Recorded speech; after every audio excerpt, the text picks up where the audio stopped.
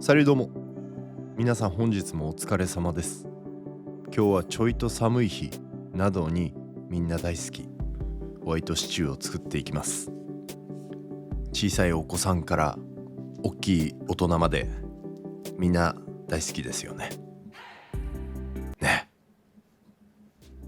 スーパーに行けばカレーと同じぐらいレギュラー感出してますよね。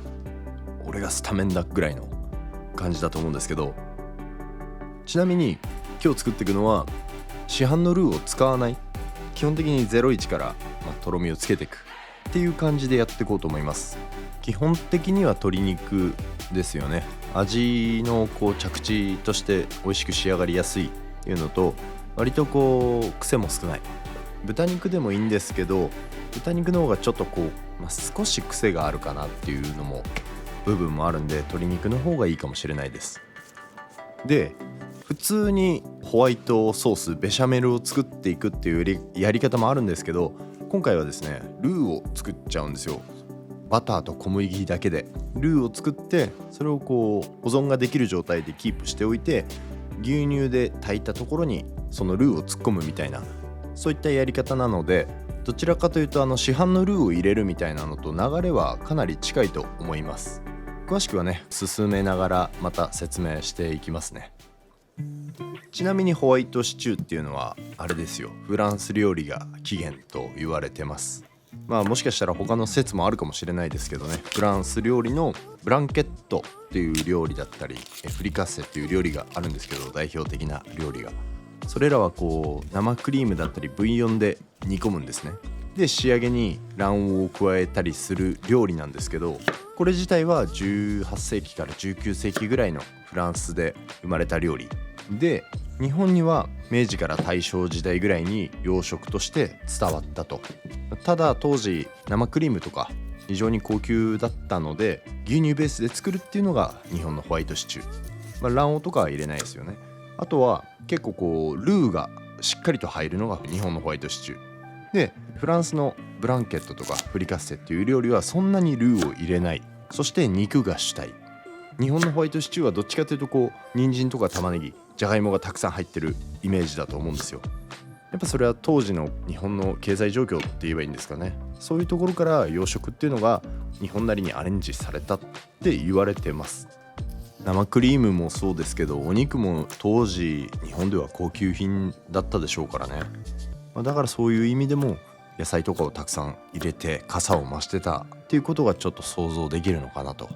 だからフランス料理の重たいイメージはあると思うんですけど、ブランケットとかフリカッセ食べたことある人は意外とねさらっとしたイメージ持たれたと思うんですよ。日本のホワイトシチューってやっぱ小麦しっかりと使ったとろっと濃厚な感じだと思うんで、今回はもうクラシックジャパンホワイトシチューでいきます。鍋用意してバター溶けたところに小麦粉、薄力粉ですね加えます。基本的に同量です。バターと小麦粉同じ量で、鍋底に焦げつかないように中火からちょっと弱火よりの強めの火力でしっかりと攪拌します。ここでね小麦の粉っ気を飛ばすことが大事ですね。人によるんですけど、例えばオーブンとかがあったらこのまま蓋をしてオーブンに入れて粉っ気飛ばす方もいるし、僕みたいにねこの鍋の中でしっかりと粉っ気を飛ばして仕上げていくっていう方もいます。でこんな感じでタッパーだったりバットに流して冷やし固める。これでルーが完成です。だいたいね10分とか炊いてれば出来上がると思います。時間としてはこれをね持っとくことがすごい、カレーだったりこういうホワイトシチューにものすごい使いやすいんで、これね覚えておいてください。そしたら煮込む用の鍋用意して、これもまたバターで香味野菜軽く炒めます。そしたら塩しておいた鶏肉ですね、水分拭って薄力粉しっかりとまぶして、これもさっとね別のフライパン用意して焼いていきますね。小麦粉をまとわせてるんで油の量はねあんまりケチらない方がいいかな。鶏肉はちょっとプリッとさせるためにこう丸くつねってフライパンに身から入れてあげると丸く仕上がってジューシーになると思います。肉の方がね色が変わってきたら皮を焼いてあげて、その時に皮しっかり焼いていくと最初のオリーブオイル以上にこう鶏の脂っていうのが出てくるんで、ちょっとね油の量が多くなってくると思いますから、そしたらこんな感じで紙で拭ってあげる。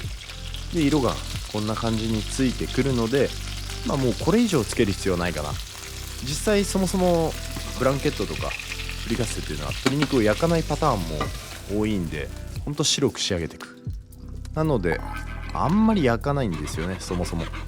でもとはいってもいろいろなパターンアレンジがこう年数重ねるごとにいろんな料理人によってね発展していって、その中で鶏肉を焼くっていうパターンも出てきたんで、そういう意味で今回はこんな感じで焼きます。だからシチューの作り方によってはね全然焼かないで鶏肉ほんと牛乳で炊くだけでも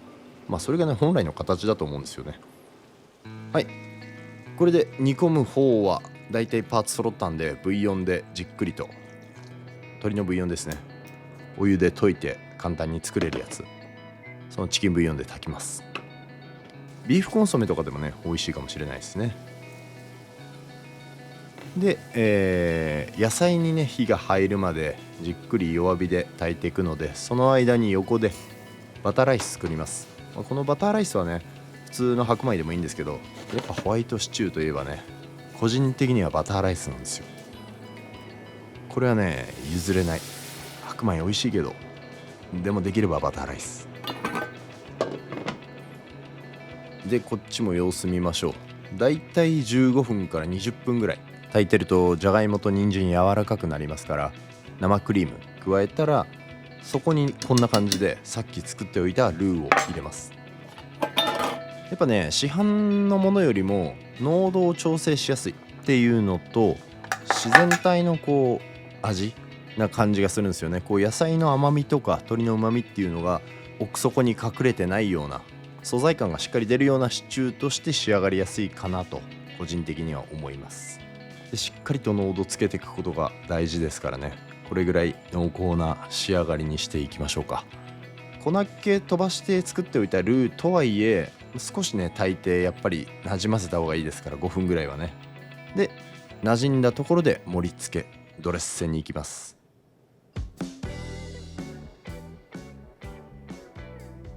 はい、こんな感じですね。鶏肉がもう贅沢、人参もね形がはっきりしててちゃんと野菜食べてるなっていう感じしますよね。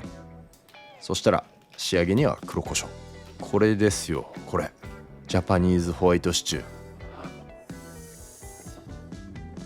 白ワインとの相性も完璧じゃないですか。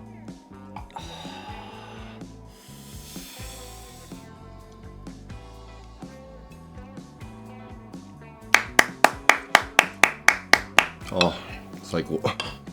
の時期はこれだろう。